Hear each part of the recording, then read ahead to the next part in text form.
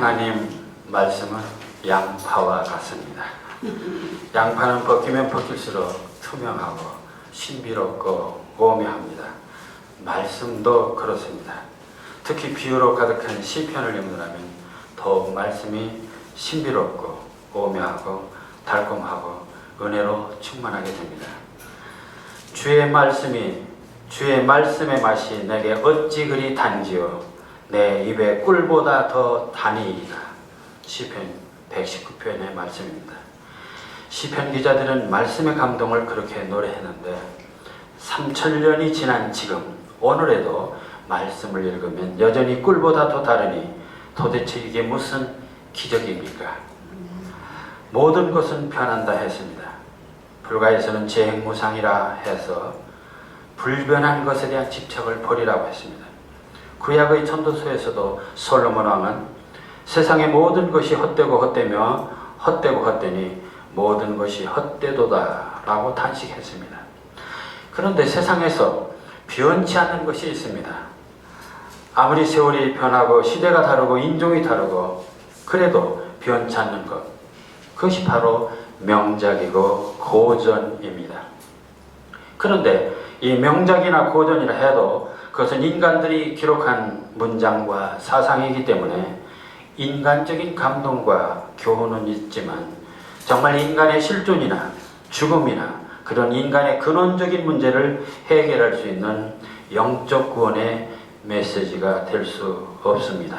왜냐하면 그것은 인간의 기록이기 때문에 그렇습니다.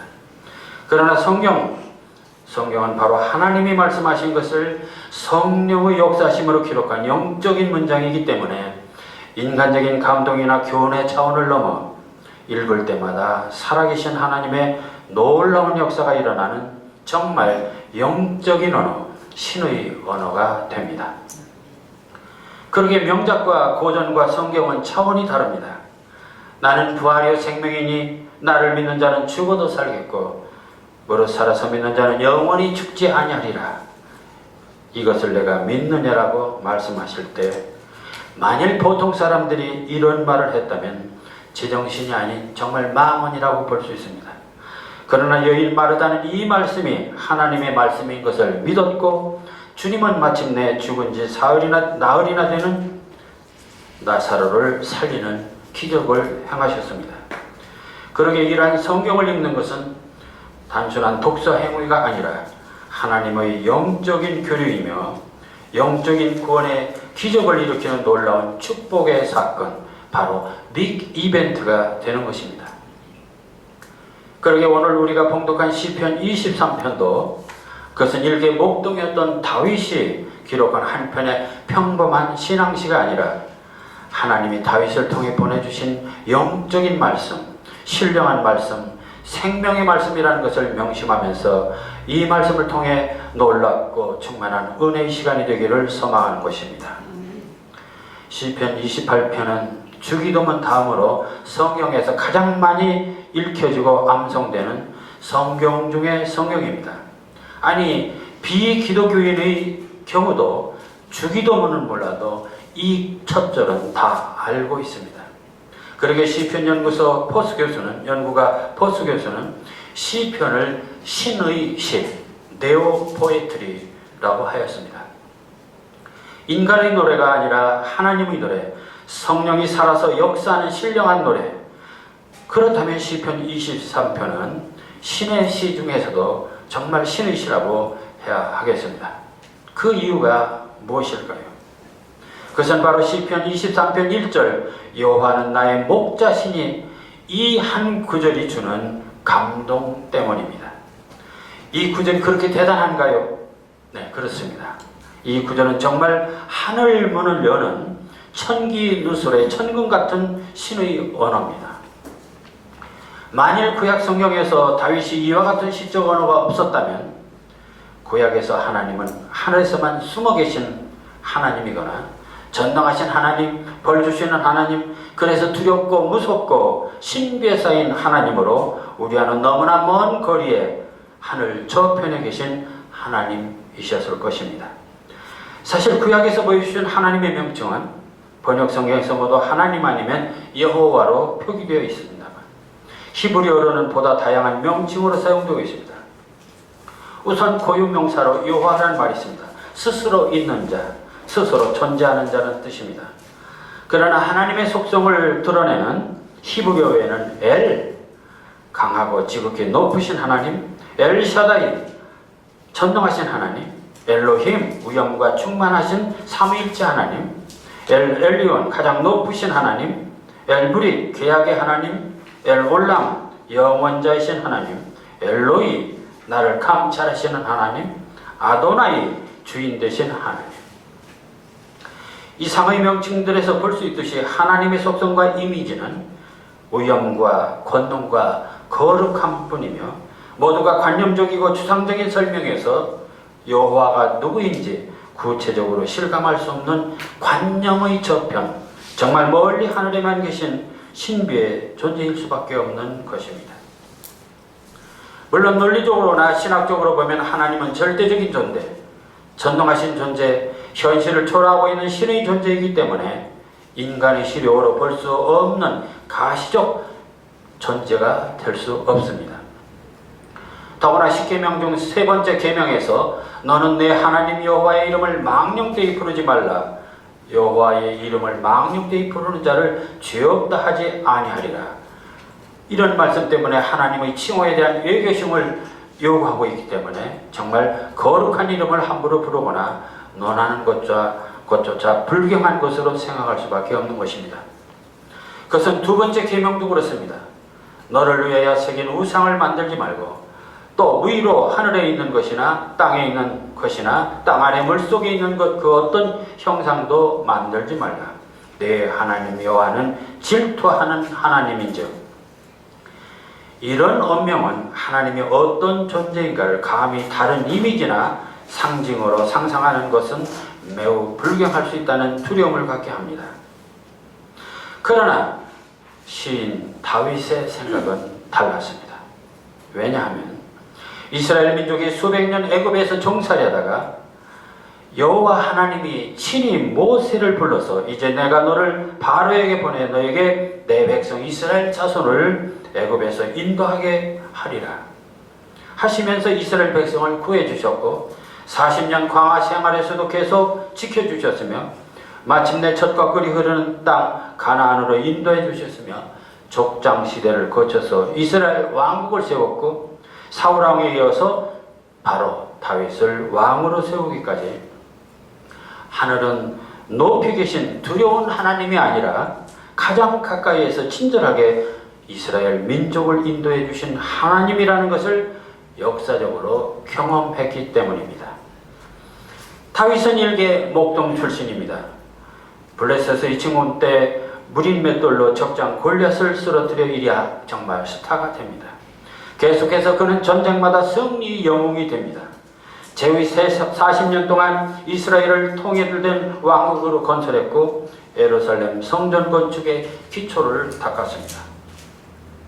따라서 이스라엘 역사상 가장 위대한 통치자로 기록됩니다. 그러나 그의 생애는 평탄한 것이 아니었습니다. 사울왕의 시기로 수많은 죽음의 고비를 넘겼고 바세바와의 스캔들이 있었고 여섯 아내와 여섯 아들 맏아들 암논은 동생을 범하다 셋째에게 죽었고 셋째 압살롬은 반역하여 에비와 싸우다 죽었고 넷째 아도니아도 왕권을 누리다 죽고 결국 바세바의 혈통 솔로몬에서 왕권을 넘기게 됩니다. 그래서 다윗은 그 고통스러운 세월을 시편 23편에서 이렇게 쓰고 있습니다. 내 하나님이여 내 하나님이여 어찌하여 나를 버리셨나이까? 어찌 나를 멀리 돕지 아니하시며 내 신음소리를 듣지 아니하시나이까? 많은 황소가 나를 애워싸며 바산의 힘선 소들이 나를 둘렀으며 내게 그 입을 벌림이 찢으며 부르짖는 사자와 같으니이다. 나는 물같이 쏟아졌으며 내 모든 뼈는 어그러졌으며 내 마음은 밀랍 같아서 내 속에서 녹았으며 내 힘이 말라 질그릇 조각 같고 내 혀가 입천장에 붙었나이다. 주께서 또 나를 죽음의 짙도 속에 두셨나이다. 수많은 정적들과 서로 싸우다 죽어가는 자식들의 불행을 보면서 그는 탄식할 수밖에 없었습니다. 그는 외견상 위대한 왕이지만 내면으로 보면 결점도 많고 불행도 많습니다. 늘 하나님을 믿고 하나님과 동행하는 삶이라고 생각했지만 때로는 정말 하나님이 함께 하시는지 의심할 만큼 외롭고 고통스러운 삶이었습니다. 그런데 이러한 고통은 다윗만이 아니라 예수를 믿는 모든 성도들도 함께 받는 고통일 수 있습니다. 결국 우리들의 삶은 결코 순풍의 바다만 있는 것이 아니라 수많은 시련과 고통의 돌풍이 휘몰아치기도 합니다. 그래서 정말 주님은 계신지 나와 함께 하시는지 원망하고 탄식할 때도 많습니다. 그래서 많은 사람들이 과연 신은 있는가? 신은 죽었다 라는 그런 부정적인 말을 하기도 하는 것입니다. 심지어는 예수님께서도 나의 하나님 어찌하여 나를 버리셨나이까? 라는 절망적인 절규를 한 일이 계셨고 그 유명한 사도 바울조차도 오호라 나는 곤고한 사람이로다. 이 사망의 몸에서 누가 나를 건져내려고 탄식하면서 내면의 고통을 호소한 바가 있습니다.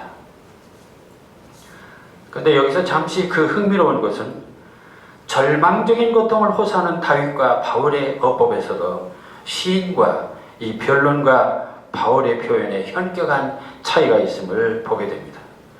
변론가 바울은 고독한 심경을 오호라 나는 곤고한 사람이로다. 내 오호라라는 감탄사가 있기는 하지만 그러나 나는 곤고한 사람이로다. 매우 추상적이고 관념적인 어법을 사용합니다.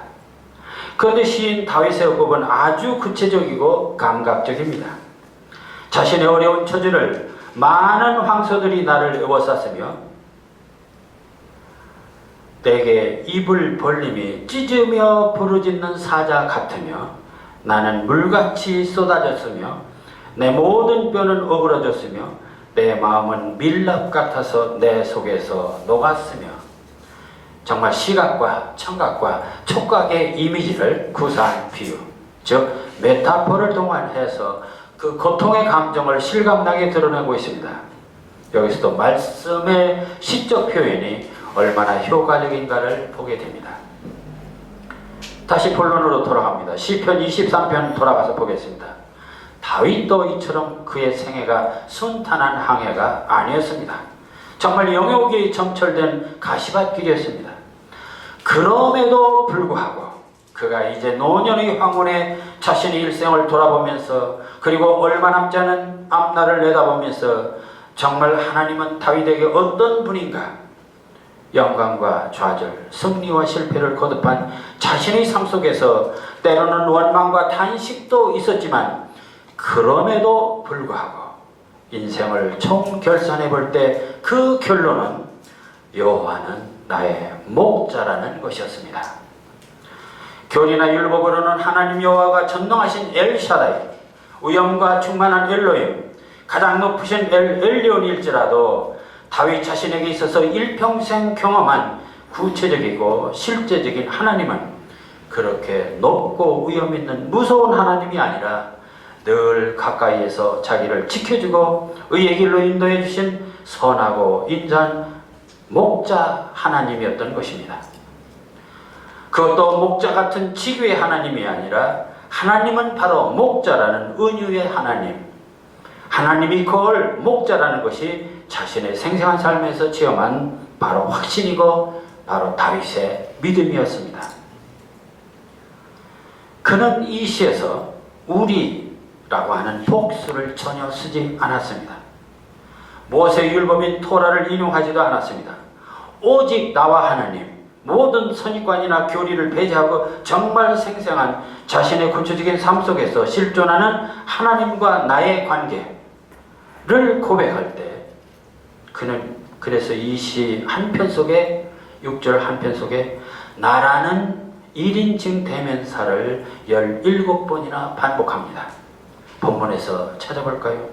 1절에서 나의 목자 내게 부족함이, 2절에서 나를 푸른 풀밭에 나를 물가로, 3절에서 내 영혼을 나를 의의 길로, 4절 내가 사망에 내가 해를 나와 함께 나를 안위하나이다, 5절 내 원수에 내 상을 내 머리에 내 잔이 6절 내 평생에 나를 따르리니. 한글 번역에는 몇 개 생략된 게 있습니다. 그러나 실제 따져보면 영문 성경을 보면 17번이나 나라고 하는 것을 지적하고 있습니다. 이처럼 나와 하나님의 관계를 집요하게 지적하는 것은 얼마나 하나님이 자신을 철저히 지켜주시고 인도해 주셨는가를 강력하게 보여주시는 노래라고 해야겠습니다. 정말 시인 다윗의 여호와는 나의 목자시니라는 이 한 구절은 구약의 역사를 바꿨을 뿐만 아니라 기독교의 역사를 바꾸는 분수령이 됩니다. 왜냐하면 앞에서도 지적했듯이 여호와는 거룩한 분이기에 함부로 이름을 부를 수도 없고 불러서도 안 되는 분입니다. 그래서 기껏 부를 수 있는 것이 전능하신 하나님, 영원하신 하나님, 거룩하신 하나님 등의 수식어를 붙여 찬양했던 것입니다. 그런데 다윗은 감히 여호와를 들에서 양을 치는 아주 친숙하고 다정한 이웃집 아저씨 같은 나의 목자라 했습니다. 이는 계명에 대한 도전이고 모세 율법에 대한 일대 혁명입니다. 기독교 교리나 종교학적으로 볼 때 신은 초월적인 존재입니다. 따라서 하나님은 전능해야 하고 거룩해야 하고 볼 수 없어야 마땅합니다. 만일 볼 수 있다면 그는 이미 초월적인 신의 존재가 아니라 현실적인 존재입니다. 그러한 금기의 영역을 시인 다윗은 과감히 깨고 볼 수 없는 하나님을 볼 수 있는 하나님으로, 두려운 하나님을 친절한 하나님으로, 멀리 계신 하나님을 가까이 계신 하나님으로 과감하게 형상화한 것입니다. 이는 정말 하나님에 대한 인식의 혁명입니다. 사람들은 이 노래를 통해 마치 비개인 하늘에 태양을 보듯이 하나님의 형상을 분명하고 새로운 이미지로 보게 되었고, 더욱 놀라운 것은 이 시를 통해 사람들은 더 은혜와 감동으로 충만하게 되었다는 사실입니다.